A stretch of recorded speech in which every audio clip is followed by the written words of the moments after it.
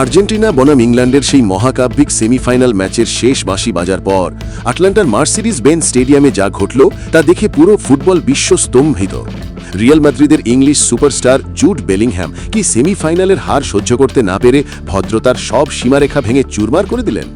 যে ম্যাচে আর্জেন্টিনা এক জাদুকরী কামব্যাক করে ম্যাচটি জিতেছিল, সেই ম্যাচের পর মাঠের ভেতরের উত্তেজনা রূপ নিল এক চরম বিশৃঙ্খলা ও উগ্রতায়। ডাগআউটে বসে থাকা আর্জেন্টিনার তরুণ ডিফেন্ডার ভ্যালেন্টিন বার্কো, যে আজকের ম্যাচে মাঠে নামার সুযোগটাই পায়নি, ম্যাচ শেষে বেলিংহ্যামের থাপ্পড়ের শিকার হতে হলো তাকে। ম্যাচ শেষে রেফারি যখন মাঠের চূড়ান্ত সিদ্ধান্ত নিয়েছেন, ঠিক তখনই গ্যালারি থেকে শুরু করে মাঠের ডাগআউট পর্যন্ত প্রতিটি কোণায় ছড়িয়ে পড়ে চরম উত্তেজনা। ফুটবলের পরিভাষায় যাকে বলে A warrior code is tested in defeat, where respect must survive the ultimate heat. বাংলায় বললে একজন যোদ্ধার আসল পরীক্ষা হয় পরাজয়ের মুহূর্তে, যেখানে চরম উত্তেজনার মাঝেও পারস্পরিক সম্মান টিকিয়ে রাখতে হয়।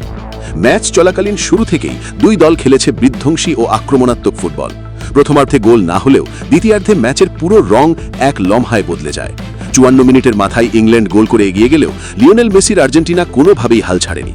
ম্যাচের শেষ মুহূর্তে মাত্র 7 মিনিটে 2 গোল করে এক অবিশ্বাস্য কামব্যাকে ইংল্যান্ডকে কাঁদিয়ে বিশ্বকাপের ফাইনাল নিশ্চিত করে আলবিসেলেস্তারা। কিন্তু আসল বিতর্ক তৈরি হয় ম্যাচ শেষের রেফারি বাঁশির পর। হারের ক্ষোভে ও নিজের রাগ নিয়ন্ত্রণ করতে না পেরে ডাগআউটের দিকে তেড়ে যান জুড বেলিংহ্যাম। রিয়াল মাদ্রিদ ও ইংল্যান্ডের এই পোস্টার বয় কোনো খেলোয়াড় সুলভ মানসিকতা না দেখিয়ে সরাসরি আঘাত করে বসেন বেঞ্চে বসে থাকা ভ্যালেন্টিন বার্কোর মাথায়। এই দৃশ্য দেখে গ্যালারিতে থাকা দর্শকেরা আনন্দের চেয়ার থেকে লাফিয়ে ওঠার পর মুহূর্তেই চরমভাবে স্তব্ধ হয়ে যান।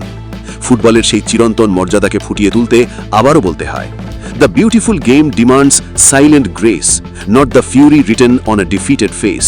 যার বাংলা অনুবাদ, এই সুন্দর ফুটবল ম্যাচ কেবল নীরব গরিমা দাবি করে, পরাজিত মুখের কোনো উগ্র ক্রোধ এখানে কাম্য নয়। একজন প্রফেশনাল ফুটবলার হয়ে জুড বেলিংহ্যামের এমন আচরণ ফুটবল অ্যাসোসিয়েশন ও ফিফার আইনের কাঠগড়ায় বড় এক প্রশ্নচিহ্ন দাঁড় করিয়ে দিয়েছে।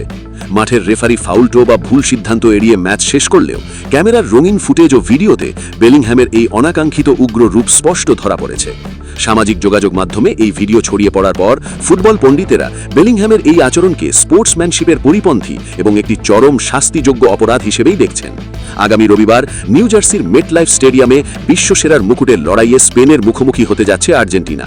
কিন্তু সেমিফাইনালের এই নাটকীয়তা ও বেলিংহ্যামের এমন উগ্র আচরণের বিতর্ক ফুটবল অঙ্গনে আরও দীর্ঘদিন আলোচনার কেন্দ্রবিন্দুতে থাকবে। প্রিয় দর্শক, জুড বেলিংহ্যামের ম্যাচ শেষের এই অনাকাঙ্ক্ষিত আচরণ ও আর্জেন্টিনার এমন মহাকাব্যিক ফাইনাল নিশ্চিত করা নিয়ে আপনার ব্যক্তিগত মতামত কি? কমেন্ট সেকশনে আপনার মূল্যবান মতামত আমাদের অবশ্যই জানিয়ে যাবেন।